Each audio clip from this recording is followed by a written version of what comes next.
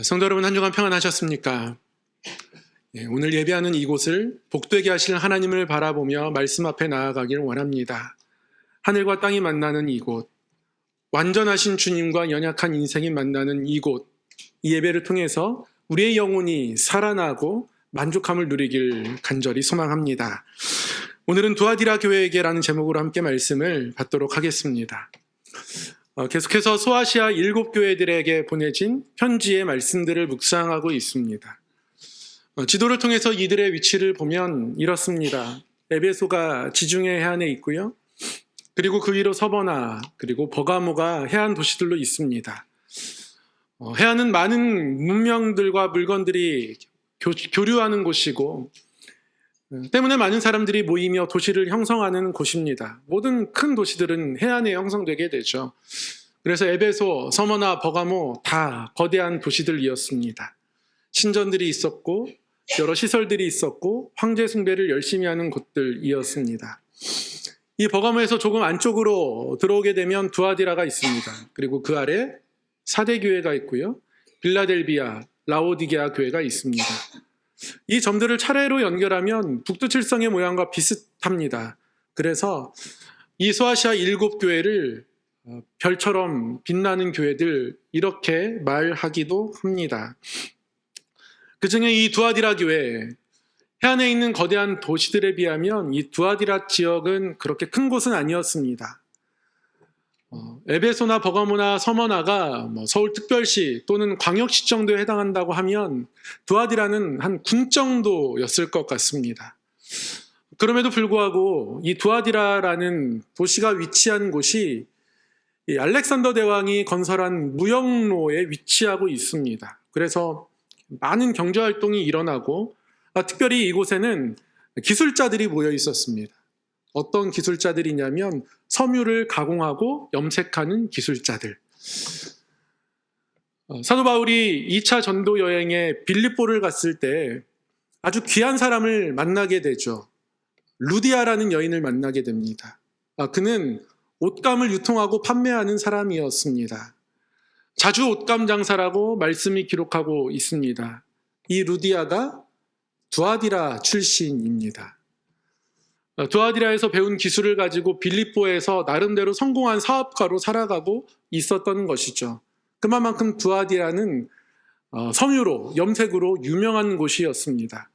자주 옷감 장사라고 루디아가 일컬어지는 것, 그것을 보면서 한 가지 알 수 있는 건 이 왕실에도 물건을 댈 만큼 인류 섬유 산업단지였다는 겁니다. 이 자주색, 영어로 보면 로얄 퍼플이거든요. 왕의 옷에 들어가는 자주색, 왕의 옷을 염색하는 곳, 그런 곳이 바로 두아디라였습니다. 그래도 대도시는 아니니까요. 황제 숭배가 신전이 있지는 않아서 황제 숭배에 대한 강력한 압박을 받거나 이런 일들은 이루어지지 않았습니다. 그래도 대도시에 비해서는 오히려 조금은 편하게 신앙생활을 할 수 있었고요. 그리고 산업이 나름대로 융성하게 펼쳐지다 보니까 그래도 안정된 생활을 할 수 있던 곳이 두아디라입니다. 이곳에 교회가 세워졌습니다. 이 교회를 향해서 우리 주님이 19절에 이렇게 말씀하십니다. 내가 네 사업과 사랑과 믿음과 섬김과 인내를 아노니 내 나중 행위가 처음 것보다 많도다. 우리 주님 뭘 안다고 말씀하세요? 네 사업을 안다고 말씀하세요. 열심히 일하는 것 그거 다 안다. 그 산업 내가 응원한다 말씀하고 계신 겁니다. 사업도 열심히 할 뿐만 아니라 신앙생활도 열심히 합니다. 너의 사랑과 믿음도 내가 안다. 그리고 그 신앙생활의 열매를 삶 속에서 주변과 나눕니다. 섬김과 인내도 안다. 이렇게 안다라고 말씀하시면서 우리 주님이 이 두아디라 교회를 칭찬하실 때 이렇게 칭찬하십니다. 네 나중 행위가 처음 것보다 많도다. 처음보다요. 이 사랑과 믿음이, 이 섬김과 인내가 더 많아집니다. 부흥하고 있다는 거예요. 예배 인원이 점점 가득히 차고 말씀 읽는 것에도 열심을 내고 봉사의 자리마다 사람들이 헌신합니다. 우리 성함교로 따지면 예배당에 빈자리 없이 가득하고요. 점점 예배할 때마다 예배 인원이 많아지고 찬양대에 헌신하고 봉사하는 사람이 많고요. 교사로 헌신하고 봉사하고 교회 곳곳에 하나님의 뜻을 따라 마음을 따라 헌신하겠다고 나서는 사람이 많은 겁니다. 그렇게 점점 부흥하는 교회가 바로 두아디라 교회였습니다. 그런데도 불구하고요, 하나님이 이 교회를 향해서 한 가지를 책망하십니다. 20절 말씀에 하나님이 주시는 책망이 나타나 있어요. 그러나 내가 너에게 책망할 것이 있다 말씀합니다.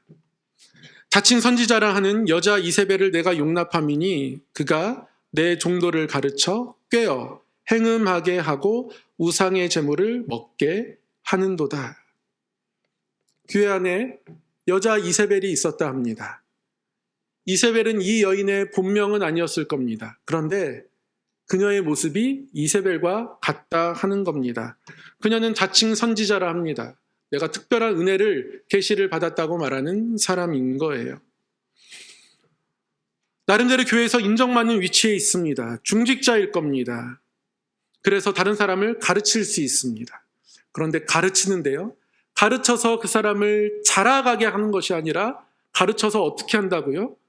꿰다 말씀합니다. 넘어뜨리고 있다라는 거예요. 어떻게 넘어뜨립니까? 행음하는데, 우상의 재물 먹는데 괜찮다 이야기하는 겁니다. 이게 두아디라 교회에 있었던 자칭 여자 선지자 이세벨입니다. 이 여인이 이세벨로 일컬어지는 이유는 영향력이 막강했기 때문일 거예요. 부정적인 영향력이 막강하기 때문입니다. 이 이세벨이란 이름은 구약 성경에 나타나죠. 아합의 아내입니다. 북이스라엘 7대 왕. 아합으로 하여금 하나님의 뜻을 등지고 정반대편으로 걸어가게 했던 큰 영향력을 행사한 여인입니다. 이 여인은 이스라엘 여인이 아니에요. 시돈 땅의 공주였습니다. 시돈의 왕 엣바알이라고 하는 왕의 딸이었습니다. 벌써 엣바알, 이름에 바알이 들어가잖아요. 바알을 향한 열심을 가진 사람입니다. 그 바알의 딸이 아합과 결혼하게 되었습니다. 막강한 영향력을 행사합니다. 어떤 일들이 일어나냐면요, 이스라엘 땅에 바알 신전이 세워지게 되었습니다. 우상숭배가 그 전에 아주 없었던 것은 아닙니다.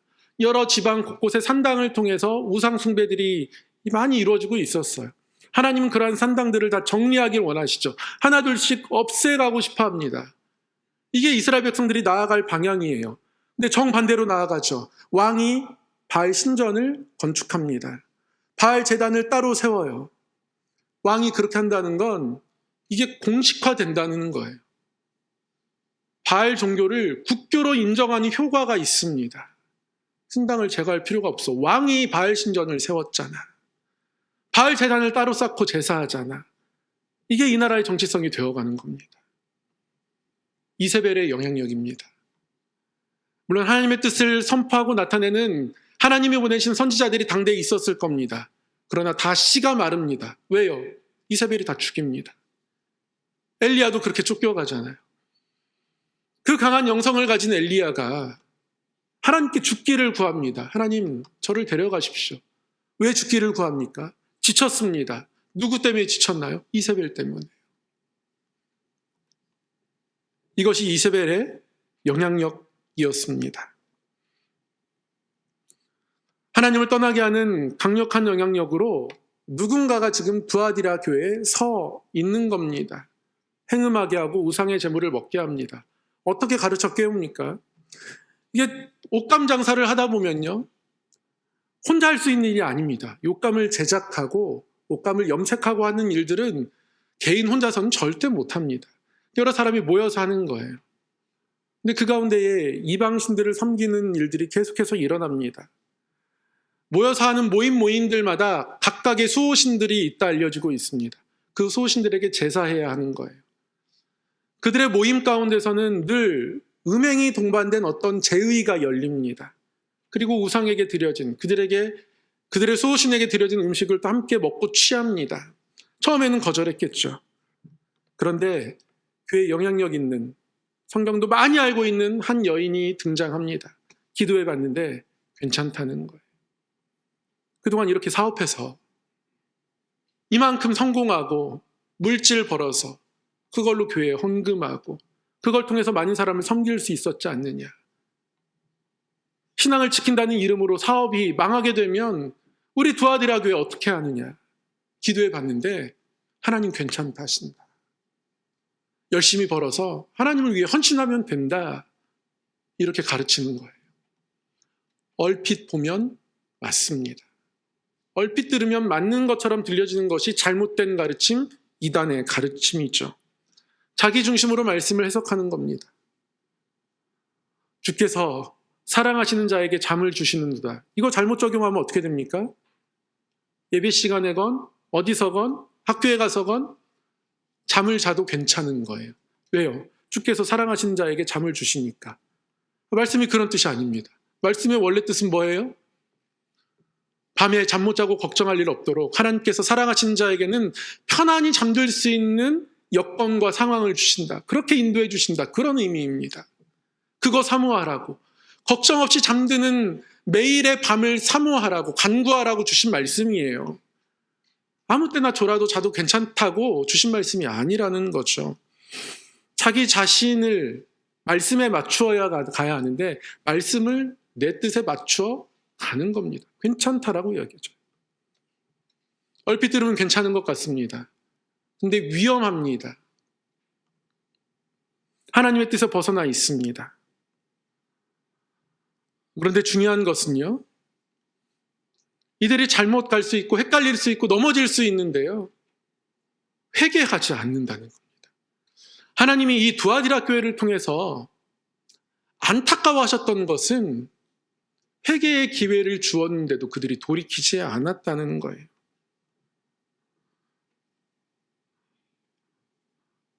이세벨이 그런 존재입니다. 구약에 나타난 아합의 아내 이세벨에게도 하나님께서 회개의 기회를 몇 번 주셨습니다. 3년 반 동안 비를 내리지 않으세요. 이를 통해서 바알의 선지자가 아무리 기도해도 비를 내리지 않는 그 기간을 통해서 이들이 돌이키기를 원하는 거예요. 바알의 제단을 어물고 바알의 신전을 폐쇄하고 하나님께 돌아오기를. 그렇게 하지 않죠. 갈멜산에서 엘리야와 바알과 아세라의 선지자가 대결합니다. 850대 1로. 바알의 제단에는 불이 내리지 않습니다. 하나님의 제단에 불이 임합니다. 이를 통해서 바알의 제단을 허물고 신전을 허물고 하나님께 돌아오기를 바라셨어요. 그러나 회개하지 않습니다. 3년 반 가뭄이 있었으니 얼마나 갈급하겠습니까? 엘리야의 기도를 통해서 그들 가운데 비가 내립니다. 그 비가 무척이나 반가웠을 거예요. 그럼에도 불구하고 회개하지는 않습니다.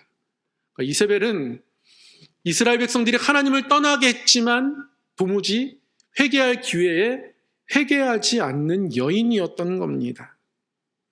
그 회개의 기회가 교회에 주어지는데, 우리의 삶에 주어지는데 도무지 회개하지 않는 것, 그것이 바로 우리 삶 가운데 있는 이세벨의 꾀임이고 이세벨의 속임수라는 거죠. 성도 여러분, 회개를 하면서 살아가십니까? 우리에게는 회개가 필요합니다. 잘 우리 삶을 살펴보아야 합니다. 삶이 괜찮은 것처럼 보일 때도 있는데요. 자세히 점검해보면 점검할 것들이 다 생겨나게 돼 있습니다. 신용카드가 처음 나왔을 때 너무 신기했습니다. 현금이 손에 없어도 카드를 긁으면 물건을 살 수 있습니다. 유용하죠. 좋죠. 돈을 잃어버릴 염려도 없습니다. 잔돈을 챙겨 다니지 않아도 돼요. 결제에 있어서 오류도 없습니다. 위조지폐의 사용 염려도 없어요. 다 괜찮습니다.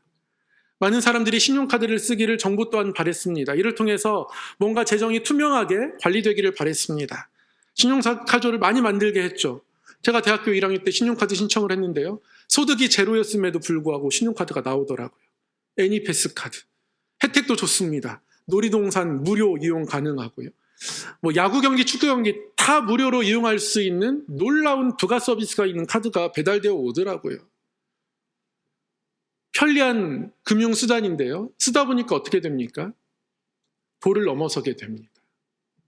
신용불량자가 되기 십상입니다. 많은 사람들이, 많은 대학생들이 그때 신용불량자가 되었고 이게 사회 문제가 되었어요. 처음에 피자를 먹었는데요. 너무 맛있더라고요. 값이 비싸지다가 점점 싸집니다. 대중화된 피자가 막 나타나기 시작해요.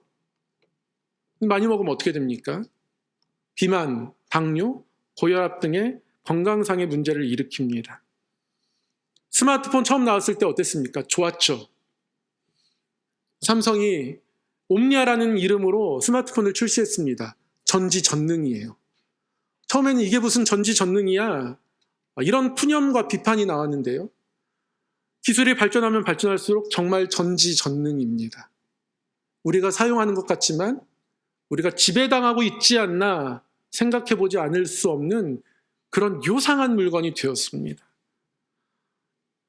여러 컨텐츠에 사로잡혀서 어느 순간 보니까요, 많은 사람들이 집중력 저하를 겪습니다. 주의력을 빼앗깁니다. 피로가 누적된다고 해요. 면역력도 약해집니다. 정서적인 공감이 어려워요. 1대1로 교류하는 게 어렵다 합니다. 정화통화 증후군이 왜 생깁니까? 이해 안 하죠. 처음에는 별것 아닌 것 같았는데요. 어느 선을 넘어가면 그것이 위험합니다. 점검했어야 해요. 카드를 너무 많이 쓰면 명세서를 살펴보면서 점검했어야 합니다. 무엇이 나로 과소비를 만들어냈는지, 이게 꼭 필요한 구입이었는지 살펴보아야 하는 거죠. 건강에 이상이 왔다면 좋은 의사, 훌륭한 병원을 찾아가는 것도 당연하지만 늘 우리의 삶을 돌아보게 됩니다. 하지 않아야 할 것들을 찾게 돼요. 먹지 말아야 될 것들을 찾습니다. 이런 것들은 줄이셔야 하고요. 끊어내셔야 합니다. 이런 것들이 건강을 망치는 겁니다. 점검받아요. 스마트폰에 너무 많은 시간을 사용하게 되는 것 같으면 내 사용 시간을 점검하기도 하고 유익하지 않다고 여겨지는 앱들은 일부 지우기도 합니다. 점검이 필요하다라는 거예요. 회개의 기회, 회개의 틈이 우리에게는 필요합니다. 중요한 것은요, 이 회개가 사실 우리가 직면하기 어려운 과정이긴 하지만 결과적으로는 성도에게 능력이 된다는 사실입니다. 우리 성도 여러분, 이것을 꼭 기억하셔야 합니다. 회개는요, 능력이 돼요. 회개는 하나님께 떠났던 걸음을 하나님께로 돌이키는 것을 의미합니다. 유턴하는 거예요. 하나님께로부터 이만큼 떨어져 있었습니다. 회개해서 돌이켜야죠. 다시 원래로 돌아와야 합니다. 그런데 이렇게 회개의 삶을 살다 보면 어떤 일이 일어나냐면 제자리로 돌아오려고 회개했는데요. 여기서 하나님께로 한 걸음 더 갑니다. 더 나아가요. 제자리로 돌아오는 게 회개가 아니라요. 제자리로 돌아오려고 삶을 점검하고 돌아보고 회개했는데 하나님 더 가까이 나아가게 되더란 말씀입니다. 그럼 두아디라 교회가 왜 처음 행위보다 나중 회개가 점점 많아졌을까요? 하나님이 주신 회개의 기회에 회개로 반응하기 때문에 그렇습니다. 그것들이 그 교회를 강하게 만드는 능력이 되는 겁니다. 우리에게 회개가 조금 힘든 것이긴 하지만 회개를 통해서 우리는 우리 삶이 더 하나님께 가까이 나아갈 수 있게 돼요. 치과를 다녀오면 양치질이 바뀝니다. 원래 양치질로 돌아오는 게 아니에요. 더 좋아집니다. 큰 경기를 선수가 경험하고 나잖아요. 올림픽에 나가고 큰 경기들을 뛰다 보면 그게 경험이 됩니다. 경험이 되어서요, 이 선수를 성장시킵니다. 메달을 못 따도 괜찮아요.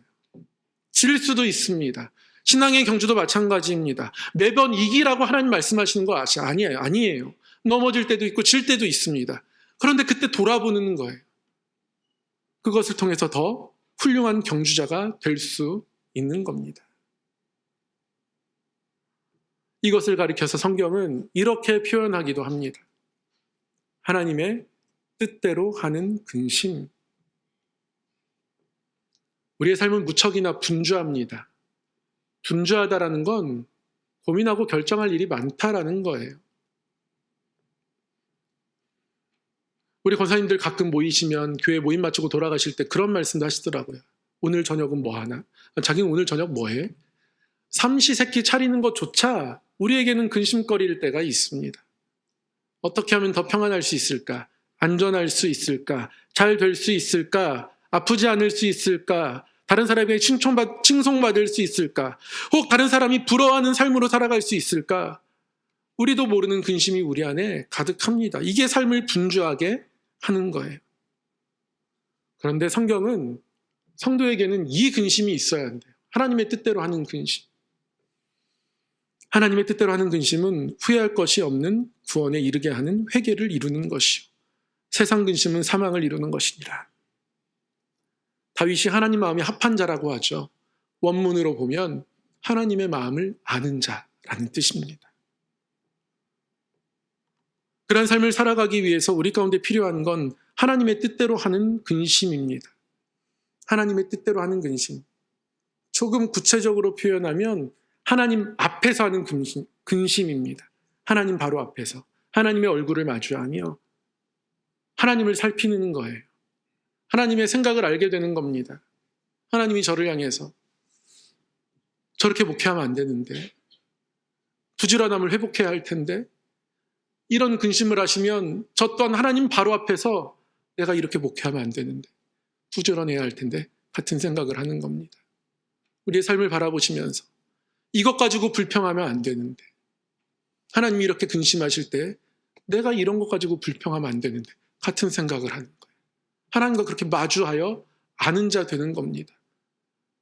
이게 철든 성도의 모습입니다. 저희 자녀들이요, 철들지 않았을 때는 그러더라고요. 저희 아들이 저희 딸 없을 때 저에게 나와 이야기합니다. 아빠 엄마는 저 윤희 같은 딸 키우느라 힘들겠다고. 제가 가슴을 칠 일입니다. 너나 자세로 말하고 싶어요. 똑같은 말을 딸도 해요. 엄마 아빠는 오빠 같은 아들 키우느라 힘들겠다고. 아직 철이 들지 않은 겁니다. 계속 그렇게 이야기하면 걱정이 될 텐데요. 그래도 요즘은 조금은 철이 든 것 같습니다. 하나님 앞에서 하나님의 근심을 내가 아는 거죠. 우리에게 이 근심의 시간이 필요합니다. 바쁘고 분주한 이 삶 속에서 나를 위한 근심 때문에 여러 가지를 해야 하고 결정하는 이 삶 속에서 하나님께 틈을 내어드려야 합니다. 하나님의 근심을 알 수 있도록. 하나님이 내 삶을 어떻게 바라보는지 말씀을 통해, 기도를 통해 점검해야 합니다. 그러면 하나님이 가만 계시지 않습니다. 이 하나님 앞에서 하는 근심을 통해서 돌이킴의 자리로 나아가면 하나님은 그대로 두고 보지 않으세요. 그 자리에 하나님의 손길이 임합니다. 어떻게 해요? 성령의 선물을 주십니다. 오순절 다락방, 예수님의 제자들이 성령을 받았을 때 그곳에 하나님께서 성령의 은사도 선물도 더하여 주셨습니다. 그들로 담대케 하셨고 방언을 주셔서 각 지역의 말로 말씀을 전할 수 있도록 해주셨습니다.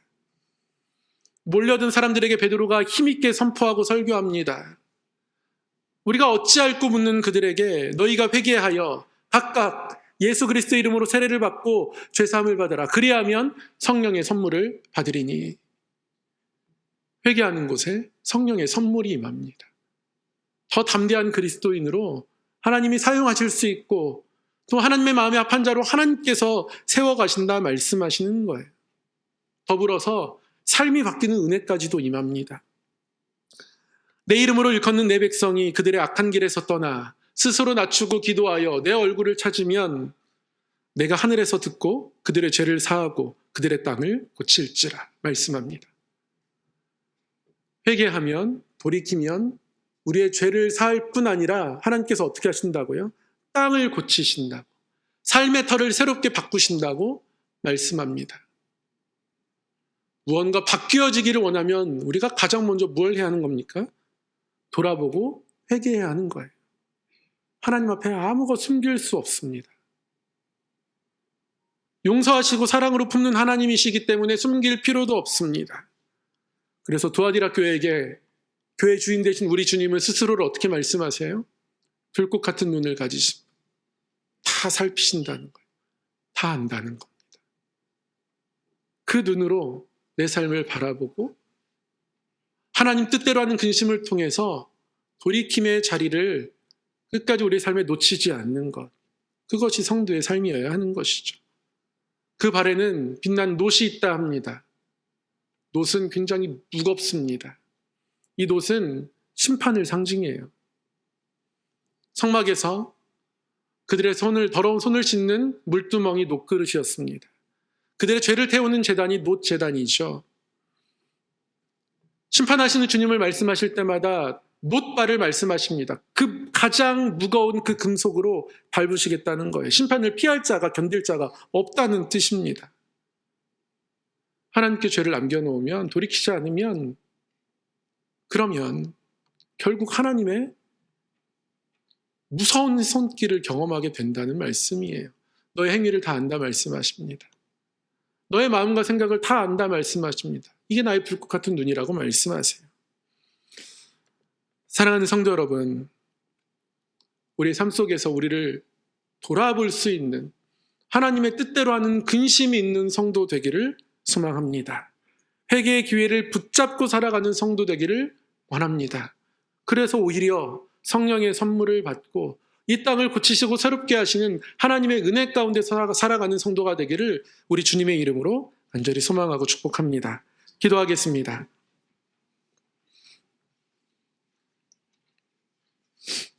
사랑의 하나님 아버지, 우리의 영혼을 깨워주셔서 하나님 뜻대로 하는 근심이 우리 가운데 있게 하여 주시옵소서. 우리의 삶을 향한 하나님의 근심을 아는 자 되게 하시고 그것을 고백하며 하나님의 마음에 합한 자로 살게 하여 주시옵소서. 이세벨의 소리에 꿰어 넘어지지 않고 하나님 뜻대로 하는 근심 가지고 회개를 이루고 성령의 선물을 누리며 땅을 고치신 하나님의 손길을 경험하며 살게 하여 주옵소서.